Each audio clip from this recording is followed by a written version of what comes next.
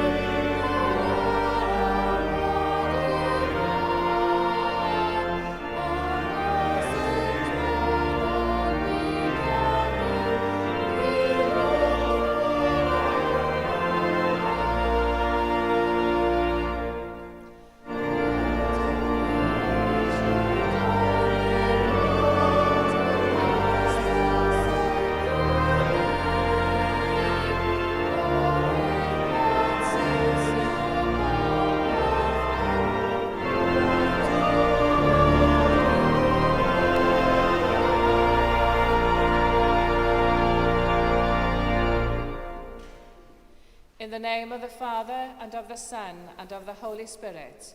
Amen. Grace and peace be with you. And keep you in the love of Christ.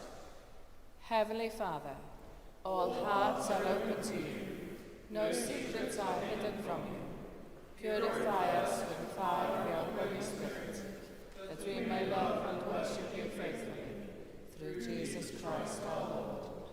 Amen. And we continue to acknowledge and to come before the living God as we seek forgiveness and healing this day.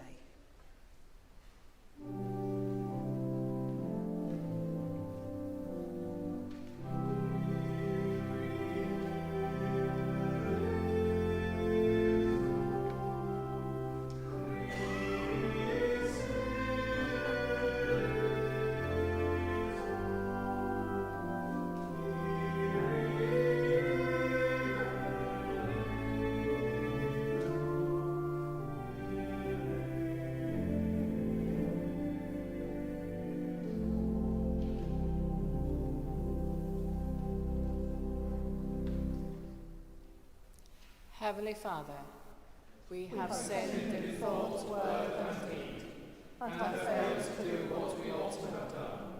We are sorry and truly repent.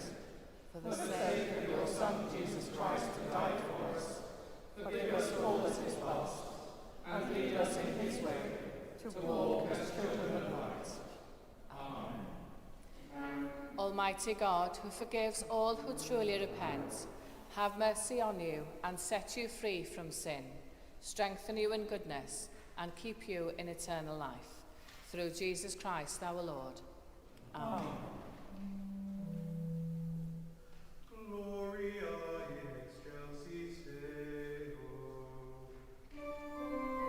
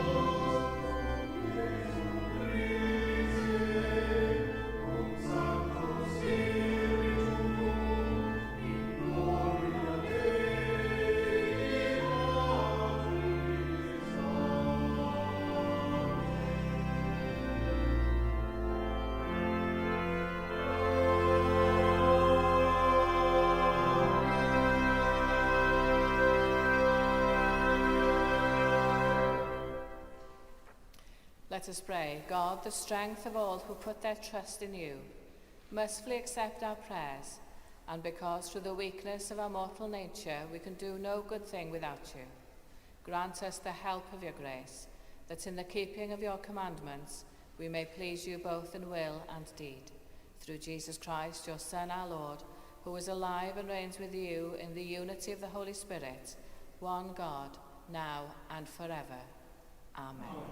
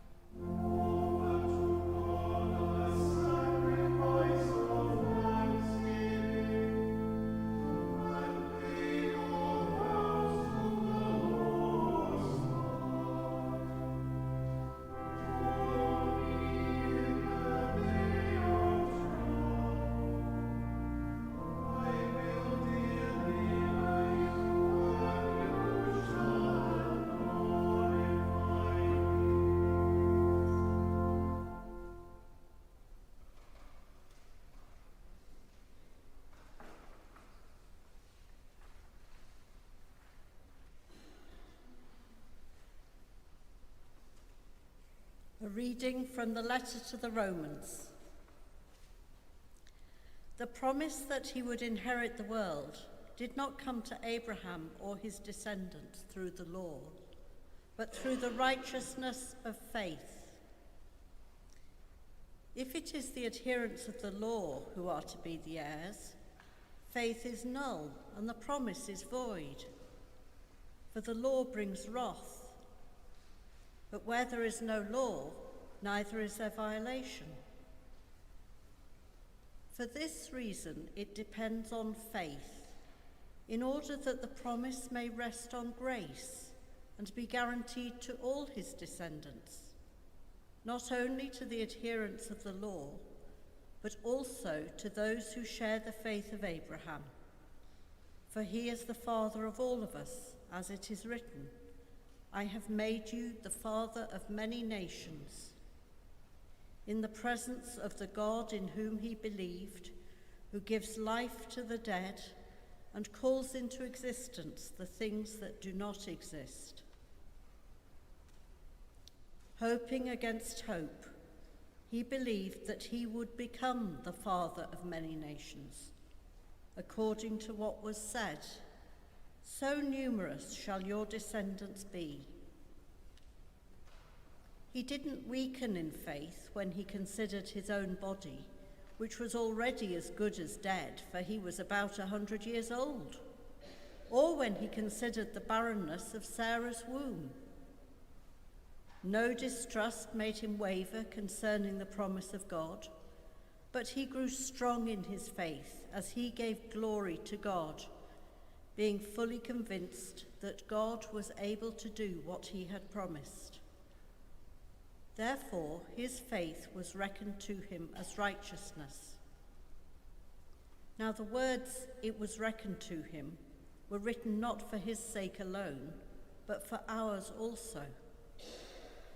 It will be reckoned to us who believe in him who raised Jesus our Lord from the dead, Jesus who was handed over to death for our trespasses and was raised for our justification.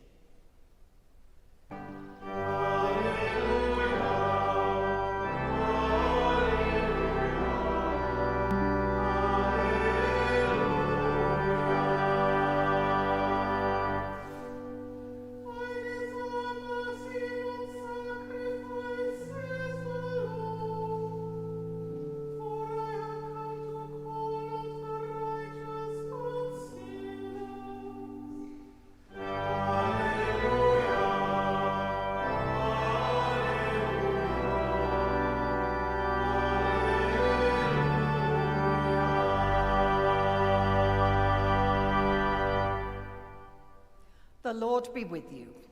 And also with you. Listen to the Gospel of Christ according to St. Matthew. Glory to you, O Lord. As Jesus was walking along, he saw a man called Matthew sitting at the tax booth, and he said to him, "Follow me." And he got up and followed him. And as he sat at dinner in the house, many tax collectors and sinners came and were sitting with him and his disciples. When the Pharisees saw this, they said to his disciples, "Why does your teacher eat with tax collectors and sinners?" But when he heard this, he said, "Those who are well have no need of a physician, but those who are sick. Go and learn what this means. I desire mercy, not sacrifice, for I have come to call not the righteous, but sinners." While he was saying these things to them, suddenly a leader of the synagogue came in and knelt before him, saying, "My daughter has just died, but come and lay your hand on her, and she will live." And Jesus got up and followed him with his disciples. Then suddenly a woman who had been suffering from hemorrhages for 12 years came up behind him and touched the fringe of his cloak. For she said to herself, "If I only touch his cloak, I will be made well." Jesus turned, and seeing her, he said, "Take heart, daughter, your faith has made you well." And instantly the woman was made well. When Jesus came to the leader's house and saw the flute players and the crowd making a commotion, he said, "Go away, for the girl is not dead, but sleeping." And they laughed at him. But when the crowd had been put outside, he went in and took her by the hand, and the girl got up. And the report of this spread throughout that district. This is the gospel of the Lord. Praise to you, O Christ.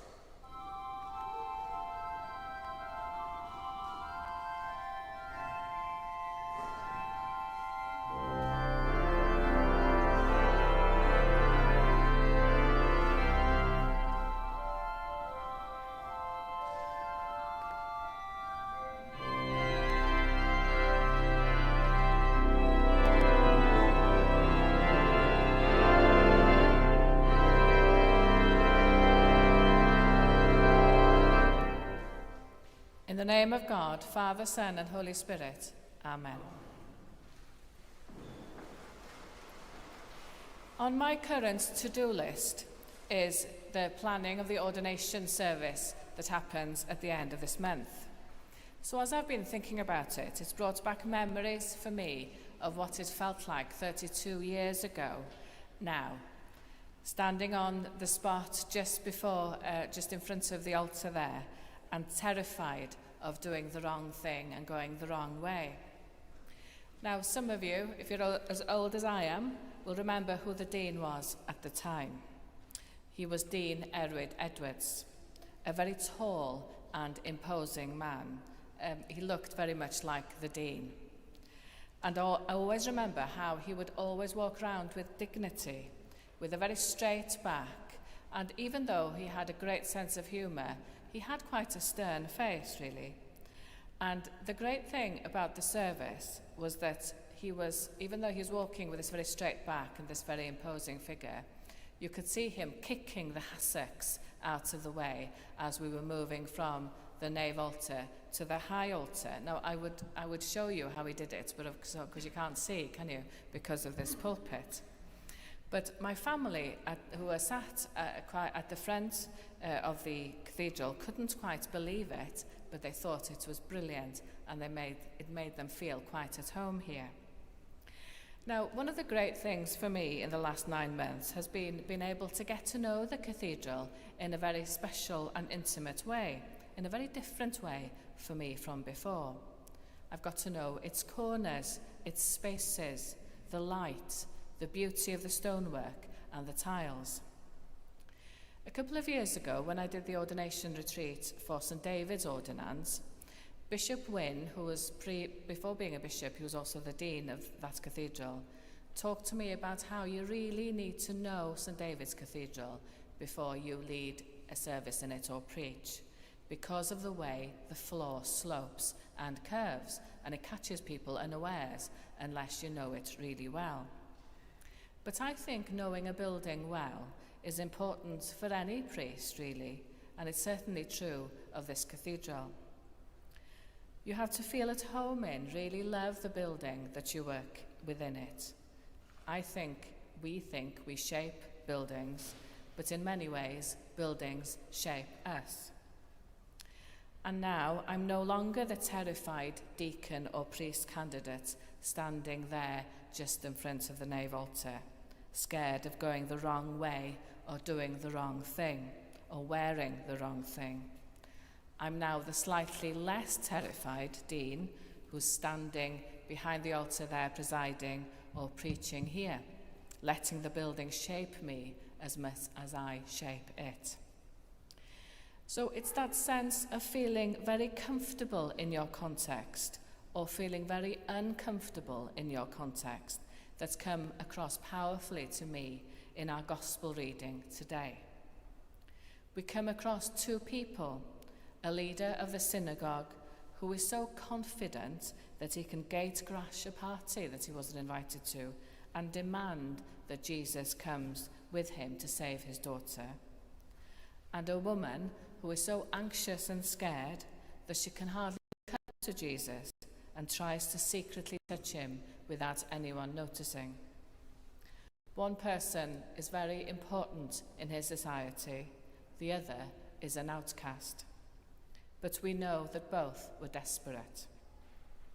Their social standing was worlds apart, but they were the same, in pain, needing help, desperate for Jesus' healing powers. Interestingly, according to Matthew, we're not really told if Jesus speaks to the man, the leader of the synagogue. You know, in our society, and in nearly every society really, we would have expected Jesus to make a little bit of fuss over this man. But he doesn't.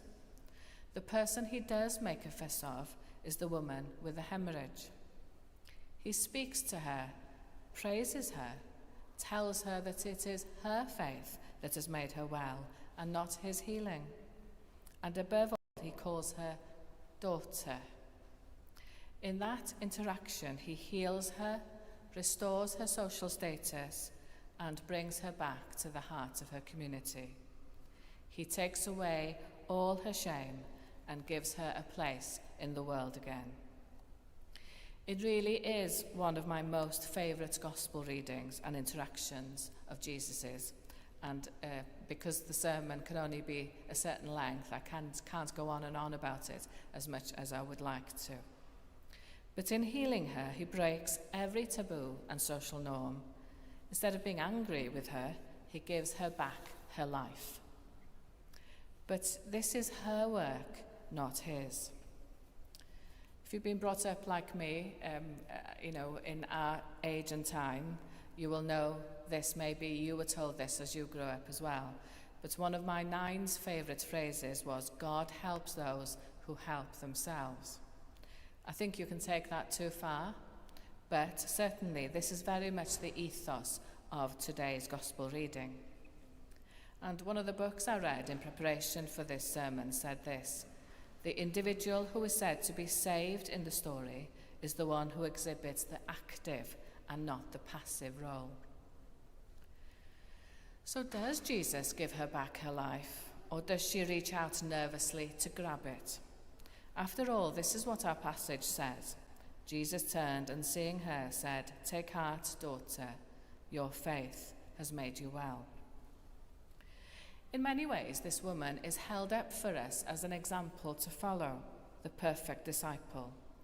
Because in our passage, we don't just hear about her and the leader of the synagogue. This passage is really about the call of Matthew. So, what does this passage tell us about what it means to follow Jesus, to be a disciple, to follow his call? Well, before the account of this healing, Jesus said this: "Those who are well have no need of a physician, but those who are sick. Go and learn what this means. I desire mercy, not sacrifice. For I have come to call not the righteous, but sinners." So what does it mean then to be a Christian? Is it to be respectable, living a perfect life, keeping all the rules and commandments, knowing how to behave well in a cathedral? Well, it's not, is it? Not according to what we've just heard. To be a Christian is to know we need God, right in the middle of our messy lives. To be a Christian is just to reach out and touch him. Now, this is why I would like to go on a bit longer, because I can't elaborate on what I'm going to say now much. But there is a difference between guilt and shame. Guilt is feeling bad for what we have done, for things that we do. Shame is about feeling bad about who we are. And so often the Christian church has confused the two and made people feel bad for things that's completely outside of their control. But the good news of the gospel is meant to heal all of us from both our guilt and our shame. We are forgiven of our sins, dealing with the guilt part, and we belong in God's family, dealing with the shame. There's no one here that belongs more to God's family than anyone else. We are all the same. We all belong. Now, when I think about me here now, 32 years ago, standing right in front of that altar, waiting to be ordained, I think some of what I felt was shame, feeling that I wasn't good enough, that I didn't know enough, worried about doing or saying the wrong thing, not knowing about what I should be wearing at different things. And I think it's really sad that we can be made to feel like that by fellow members of the church or by our experience of church. Because no one should be feeling shame in church. No one should be feeling guilt. So however we are feeling this morning, the message is that whatever is going on for us, however much we've been able to sort out these feelings of guilt and shame with God, however able we have been to lift up our eyes and allow God to work in us and change us throughout the years, however much, whoever we are here today, what he asks of us today is just to reach out and touch him in the middle of our mess, in the middle of our chaos. We don't have to have sorted everything out. Reaching out sorts everything out. And Jesus says to you and to me,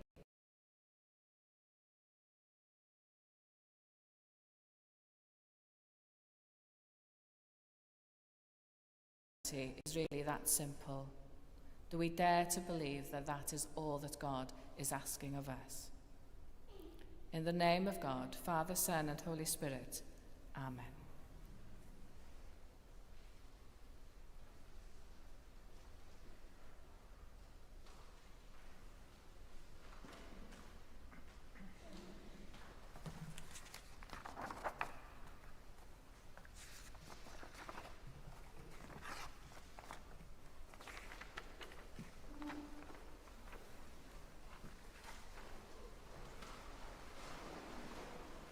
We believe in one God, the Father, the Almighty, maker of heaven and earth, of all that is seen and unseen.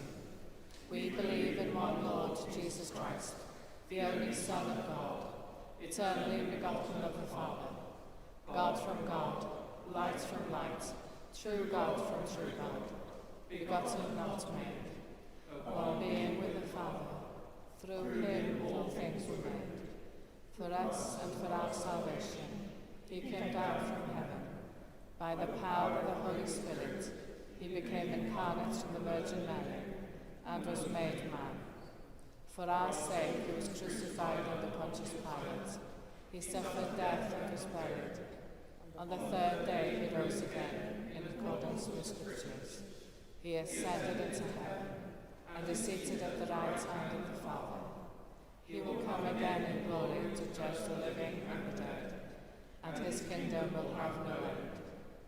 We believe in the Holy Spirit, the Lord, the giver of life, who proceeds from the Father and the Son, who with the Father and the Son is worshipped and glorified, who has spoken through the prophets. We believe in one holy Catholic Apostolic Church. We acknowledge one baptism for the forgiveness of sins. We look for the resurrection of the dead and the life of the world to come. Amen. So we pray for the Church and for the world, and we give thanks to God for his goodness.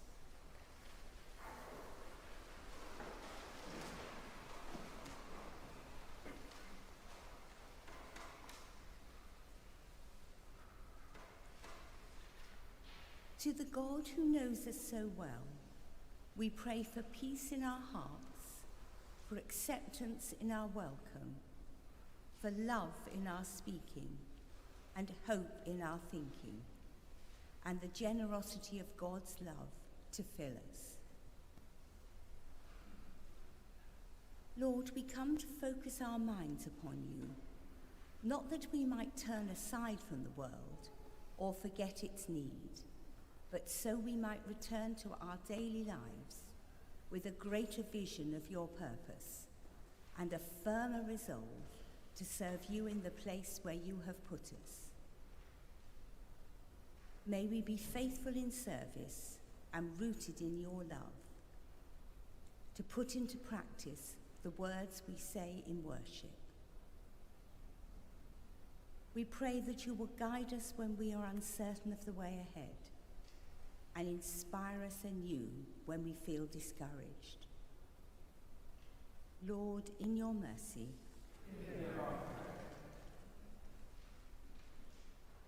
we pray for the victims of war and violence who bear the scars of conflict, the injured and bereaved, those left homeless and who have lost their livelihoods and security, the dispossessed. We pray for the people of Ukraine and Russia, Sudan, and the Middle East. We give thanks for those working for peace and justice across the world, and for aid agencies whose workers risk their lives to help those in need. Lord, in your mercy, we pray for our community, for all we meet in our daily lives. We pray for all who cannot find a job and are struggling to make ends meet, for those who have to use the food bank or are worried about losing benefits, for the lonely, deprived of human companionship, for all fearful of the future. Lord, in your mercy,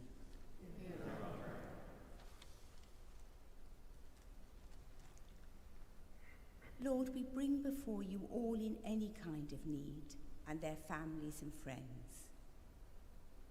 We pray for all who are sick, those waiting to go into hospital or for the results of tests, those no longer able to cope with the daily pressures of life, the bereaved. We pray in particular for Elmer, Simon, Heather, Mavis. We give thanks for all who work to bring wholeness and healing, and pray that you will strengthen and support them. Lord, in your mercy, we pray for all those who have died, remembering in particular Jill Jones, Margaret Rarity Hughes, Dafydd Evans, Judith Richards, and any others known to us, and any whose years mind fall at this time. Rest eternal grant unto them, O Lord, and let thy light shine upon them. May they rest in peace. Lord, in your mercy. Remember all God has done. Rejoice in all he is doing. Receive all he shall yet do. Put your hand in his, the God of past, present, and future, and walk with him wherever he may lead, knowing he will walk with you this day and always. Merciful Father, accept these prayers for the sake of your Son, our Saviour, Jesus Christ. Amen.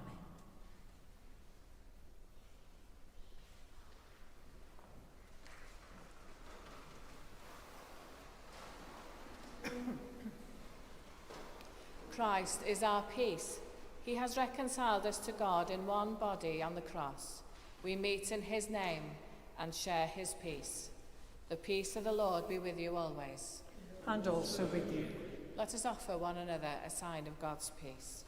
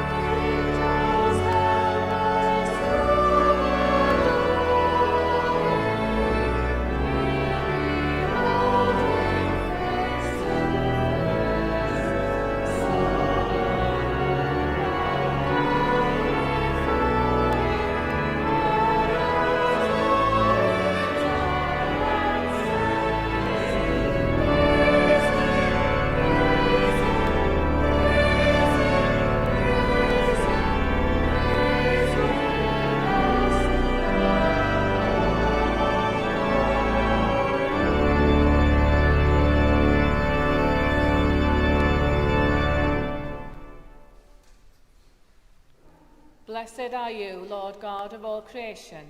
Through your goodness we have this bread to offer, which earth has given and human hands have made. It will become for us the bread of life. Blessed be God forever. Blessed are you, Lord God of all creation. Through your goodness we have this wine to offer, fruit of the vine and work of human hands. It will become our spiritual drink. Blessed be God forever. The Lord be with you. And also with you. Lift up your hearts. We lift them to the Lord. Let us give thanks to the Lord our God.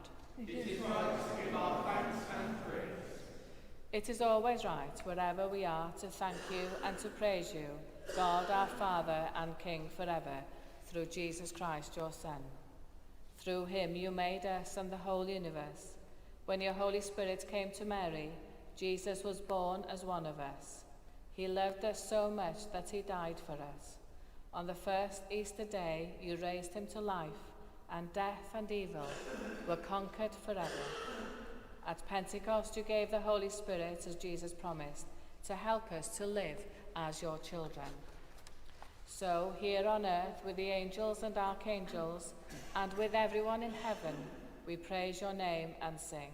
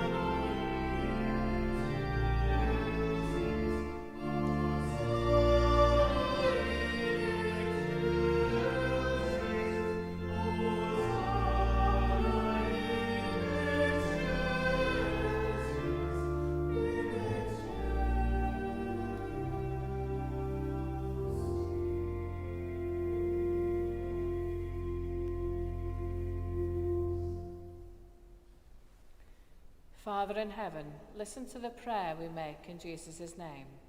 Through the Holy Spirit's power, gentle as a dove, may this bread and this wine be for us Jesus' body and blood.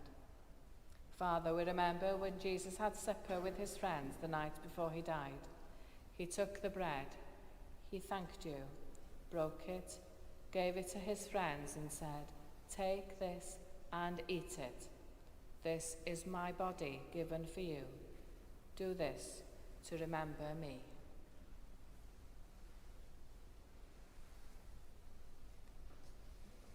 Father, we remember when Jesus had supper with his friends the night before he died. After supper, Jesus took the cup of wine. He thanked you, gave it to his friends and said, "All of you drink from this cup, because this is my blood, the new promise of God's love. Do this every time you drink it, to remember me." Together we remember that Jesus is always with us and say, Christ has died, Christ is risen, Christ will come in glory. Father, as we remember your Son, Jesus Christ, who died on the cross and rose again, we offer you these and all the gifts you freely give to us. Send us your Holy Spirit to be with us and all who share this bread and drink from this cup. Help us to trust you. Bring us closer together and welcome us with all your people into Jesus' glorious kingdom. All honour and glory belong to you, Father, through Jesus, your Son, with the Holy Spirit, one God, forever and ever. Amen. As our Saviour taught us, so we pray.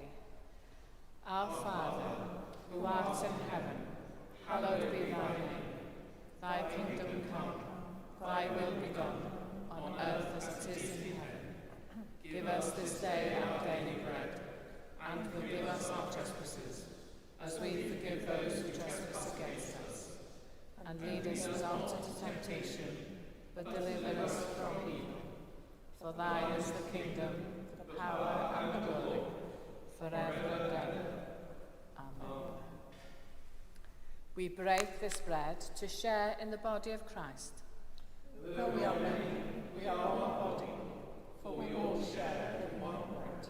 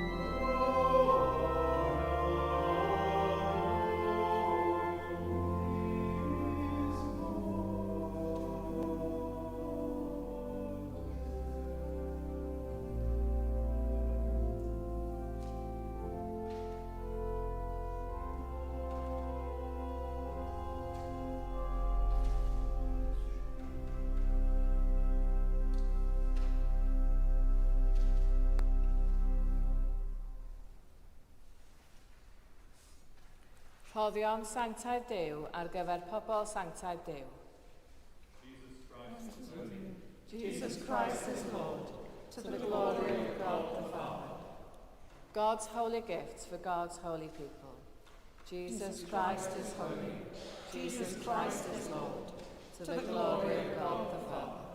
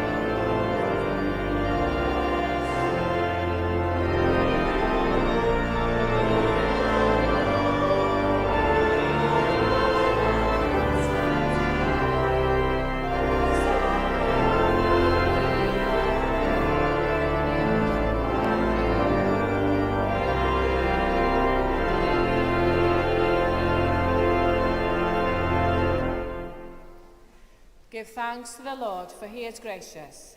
His love is everlasting. God of truth, we We have seen with our eyes and touched with our hands the bread of life. Strengthen our faith that we may grow in love for you and for each other. Through Jesus Christ, our risen Lord. Amen. The Lord be with you. And also with you. The Lord bless you and keep watch over you. The Lord's face shine on you and be gracious to you. The Lord look lovingly on you and give you peace. And the blessing of God Almighty, the Father, the Son, and the Holy Spirit be among you and remain with you always. Amen. Go in peace to love and serve the Lord. In the name of Christ. Amen. Amen.